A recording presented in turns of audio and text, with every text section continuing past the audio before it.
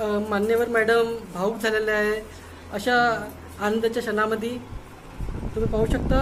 आणि महिलांनी त्यांना डॉक्टर बाबासाहेब आंबेडकर यांच्या साईन असलेली त्यांना फोटोकॉपी देऊन त्यांना सत्कार करण्यात आलेला आहे.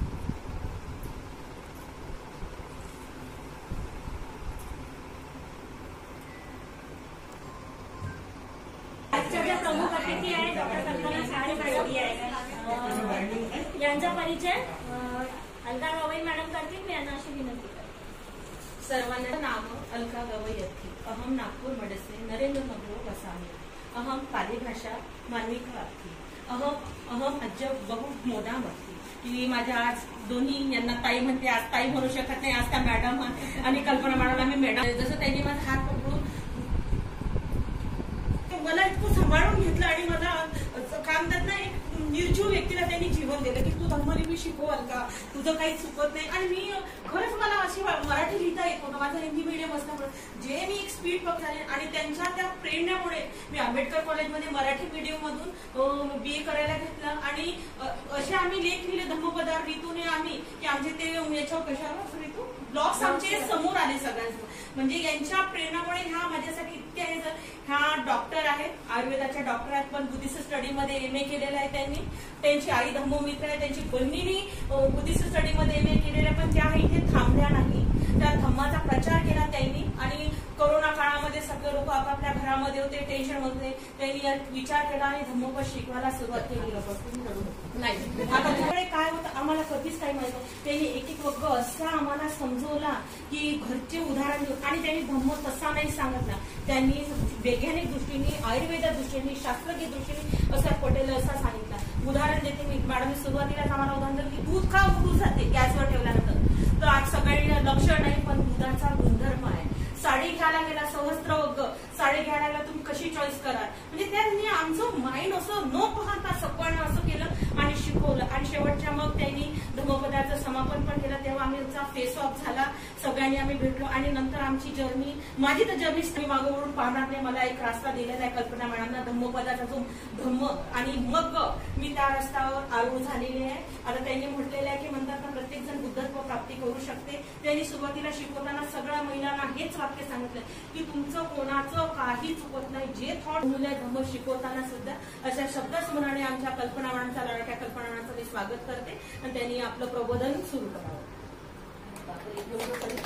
अध्यक्ष माझ्या मैत्रीण क्लासमेट गली कांचन देवगडे, माझी स्टुडंट. मला असं वाटतं की मी जेव्हा धम्मपद 2019 मध्ये जो शिकवला लॉकडाऊन मध्ये, त्याच्यातून एक जरी मला हिरा निघाला तरी मला सक्सेस झाल्यासारखं वाटते. एक जरी निघालं तरी मला अपेक्षा नव्हती एक पण निघेल म्हणून. पण आज अलकानी नागपूरमध्ये अनोळखी आहे, तिला रस्ते माहित नाही नागपुरातले, ती अकोल्याची आहे. मुलगा इथे शिकायला आला, त्याचं करायसाठी त्या इथे आल्या. आणि त्यांनी धम्मपदाला त्या जॉईन झाल्या. आणि पहिल्या वर्गापासून त्या इतक्या मन लावून ऐकत होत्या. आणि धम्मपद हा जसा बायबलचं हे आहे, बायबल आहे, ख्रिश्चनांचं बायबल आहे, हिंदूंचं गीता आहे, पुराण आहे आणि गुरु ग्रंथ साहिब आहे, तसं बौद्धांचं धम्मपद हा ग्रंथ सर्वोत्कृष्ट ग्रंथ आहे. गीता कॉपी आहे. गीता कॉपी आहे. आणि मी म्हणते सगळ्यात धर्म ग्रंथांचे जे कॉपी त्याच्यातून कॉपी आहे ती. तुम्ही धम्म म्हणजे आपलं आचरण आहे. धम्म म्हणजे निसर्गाचे नियम आहे. मला विषय दिला होता विहार कशासाठी पाहिजे, लग्न लावायसाठी पाहिजे. फक्त 14 एप्रिलला उघडा, बुद्ध पौर्णिमेला उघडा. मध्ये तक्षशिला विद्यापीठ होतं, तक्षशिला विहार होतं. ते त्यावेळेसचे विहार हे शिक्षणाचे केंद्र होते. आणि अशोकाने त्याला किती गती दिलेली आहे. अशोकाने किती सारे विहार बांधलेले आहेत. 84,000 जेवढे उपदेश बुद्धांनी केले तेवढे विहार त्यांनी बांधलेले आहेत. आणि तेवढे विहार शिक्षणाचे केंद्र झाले. एक काळ असा होता अशोकाच्या काळातला की जगातले सगळे लोक इथे ना इंडियामध्ये जम्बूद्वीपमध्ये शिकायला यायचे. आज आपली परिस्थिती कशी आहे, आज आपण पोरं बाहेर जाऊन शिकतात. कुठं गेली ती सोन्याची चिडिया. जम्बूद्वीप सोन्याची चिडिया केव्हा होती, जेव्हा अशोकाचा काळ होता. आणि अशोकाच्या काळामध्ये बुद्धाची मूर्ती नव्हती, बुद्धाची मूर्ती नव्हती. शिलास्तंभ करायचे अशोक. आणि जिथे जिथे बुद्धाचे स्थळ आहे तिथे तिथे त्यांनी शिलास्तंभ का करून ठेवले अशोकाने. का तेव्हा पेपर नसतील असतील, पण शिलास्तंभावरून कोरलेलं हे नष्ट होऊ शकत नाही, मिटवू शकत नाही. आणि आज अशोकामुळे आपल्याला बुद्ध कुठे जन्माला आले, बुद्धांनी कसं केलं, काय केलं, कपिलवस्तू म्हणा किंवा ते सारनाथचे स्तूप आहे किंवा नालंदाचा तो शिलास्तंभ आहे, धम्मेक स्तूप आहे, तिथे पहा शिलास्तंभावर सगळं लिहिलेलं आहे. आज तिथे टुरिस्ट लोकांना भटकवण्याचं काम करत आहेत. त्यासाठी तुम्हाला धम्मलिपी शिकणं गरजेचं आहे. आज ते लोक ब्राह्मी लिपी म्हणतात आहे त्याला, आणि आपण चुपचाप आहोत. ब्राह्मी लिपी म्हणतात ते, धम्मलिपी काय म्हणतात. ती धम्मलिपी अशोकाच्या काळातली आहे आणि ती वाचता आली पाहिजे आपल्याला. त्याच्यातून आपल्याला इतिहास कळतो. आणि बुद्धाच्या काळामध्ये त्याच्यानंतर तर ते जे लेण्या वगैरे झाले तिथे पण लिखाण करून ठेवलेलं आहे धम्मलिपीचं. तिथलं वाचन करून जातक कथाच्या कथा करून ठेवलेल्या आहेत तिथे. जातक कथा आपल्याला वाटते पुनर्जन्मावरती आहे, बुद्धांनी पुनर्जन्म वाढला की नाही मांडला ती गोष्ट बाजूला, आपली काही बुद्धिमत्ता तिथपर्यंत गेलेली नाही आहे. जाईल आपली, जर आपण त्याच्यावर काम केलं तर, धर्माचं धर्मावर कार्य केलं तर मला असं वाटतं की आजचं ध्यान कसं झालं तुमचं, असंच ध्यान करायचं. कारण आपण गृहस्थ लोक आहोत, आपल्याला खूप डीपमध्ये नाही जायचं. पण बुद्ध सांगतात की बुद्धत्वाच्या 4 स्टेप्स आहेत. पुन्हा कुणाला माहिती आहे 4 स्टेप्स आहेत ते? स्वतःपन्ना, सत्तागामी, अनागामी आणि अकंद. तर आपण स्रोतात आहोत ना, कारण आपला जन्म बौद्ध म्हणून झालेला आहे. आपला जन्म बौद्ध म्हणून झालेला आहे. पण तुम्ही जर इतर देवी देवतांची पूजा करत असाल तर तुम्ही स्वतःपन्ना नाही आहे. स्वतःपन्ना नाही आहे तुम्ही. जो बुद्ध धम्म संघाला शरण जातो तो त्या मार्गावर जातो.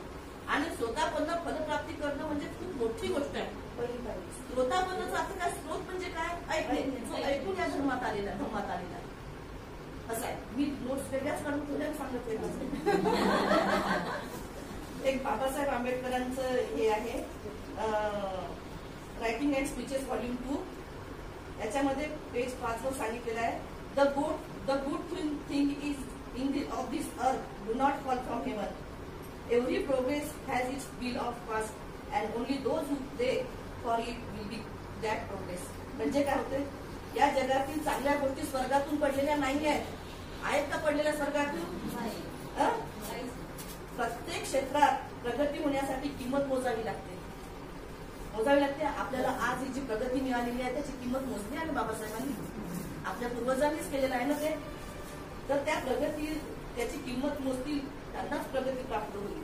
आणि आमच्या विहारामध्ये आम्ही एक मेसेज टाकलेला आहे की तो म्हणजे बोधिसत्व बाबासाहेब आंबेडकरांनी आपल्याला तथागतांचा मार्ग दाखविलेला आहे. हा मार्ग संपूर्ण जगाला तारणारा आहे.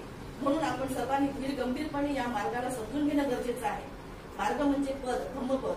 यासाठी काहीच करायचं नाही आपल्याला. काय करायचं आहे? फक्त आठवड्यातला एक रविवार मधला 1 तास द्यायचा आहे विहाराला. खूप झाला का? खूप झाला ना? नाही झाला. मग का नाही येत आपण विहारात? खूप झाला असेल कदाचित. हा यायला पाहिजे. रविवारी बाबासाहेबांनी सांगितलेलं आहे, रविवारी तुम्ही धर्मासाठी या एकत्र, पण आम्ही एकत्र येतो भांडायसाठी. आहे की नाही? ते तसं व्हायला नाही पाहिजे. आताच आपण पाली भाषा ही लोकांना जुळवण्याची भाषा आहे आणि 100% खरं आहे. लोकांना जुळवून घेतो. आणि पाली भाषेचं एक वैशिष्ट्य आहे, जो पाली भाषा शिकवलं त्याच्या मनात द्विधा राहणार नाही, 2 रस्ते राहणार नाही. हा एक खूप मोठा गुण पाली भाषेमध्ये आहे. त्याच्यामध्ये द्विधा नाही राहणार तर भांडणच नाही राहणार ना, रागद्वेष तिन्ही राहणार नाही. तर हे जे विहारात काय करायचं आपल्याला येऊन मग एकत्र बसा, धम्मचर्चा करा. किती मोठा धर्म आहे हा. एक जरी सुत्त तुम्ही घेतलं, पकडलं तर त्याच्यावर तुमचं सांगते ना आयुष्य जाईल. वर्गणबद्धाचे सुत्त आणि गाथा 2 भाग आहे. सुत्त म्हणजे त्यांचे कुंडातून निघाले, गाथा म्हणजे गायन करून म्हटलेले जे तेच सुत्त आहेत, पण गायन करून म्हटलेले त्याला गाथा म्हणतो आपण, जे आपण वर्धनेमध्ये म्हणतो. तर हे आम्ही आमच्या ग्रुपवरती टाकलेले आहे. प्रवृत्तीचा उद्देश सार्वजनिक वाचनालय आहे आणि ध्यान केंद्र हे चिचबोन या ठिकाणी आहे. आणि त्या ठिकाणी आम्ही दर रविवारी सकाळी 7 वाजता विहारात यायचंच असा नियम पाळण्याचा संकल्प केलेला आहे. आणि तो आतापर्यंत काम सुरू होतं विहारात, पण आता गेल्या रविवारपासून आम्ही ते सुरू करत असतो. आपण ध्यान करायचं नाही आपल्याला. ध्यानाला बसते ध्यानाकडे पाहू शकता. फक्त श्वासाचा पाठलाग करायचा आहे तुम्हाला. कुठलाच रेचक नाही करायचा आहे, कुंभक नाही करायचा आहे, वही कुंभक नाही करायचा, अंत्यकुंभक नाही करायचा, रेचक नाही करायचा. म्हणजे प्राणायाम करायचंच नाही तुम्हाला. जी एक वेळ अशी येईल की तुमच्या दुखण्यापर्यंत तो श्वास जातो. आणि ते दुखणं घेऊन बाहेर निघतो तो श्वास, दुखणं जातं तुमचं. हा म्हणजे माझा स्वतःचा अनुभव आहे आणि मी ते तसं करते पेशंट म्हणून. वैद्यकीय बुद्धिझम हा एक संकल्पना आपण मांडलेली आहे, कारण की बुद्धाच सांगितलं वैद्यकीय बुद्धिझमचं हे टाकलेलं, कारण की ते बुद्ध हे सुद्धा एक वैद्य होते. त्यांना आपण डोळ्याचं ऑपरेशन केलेलं असं त्रिपिटकात आलेलं आहे एका ठिकाणी.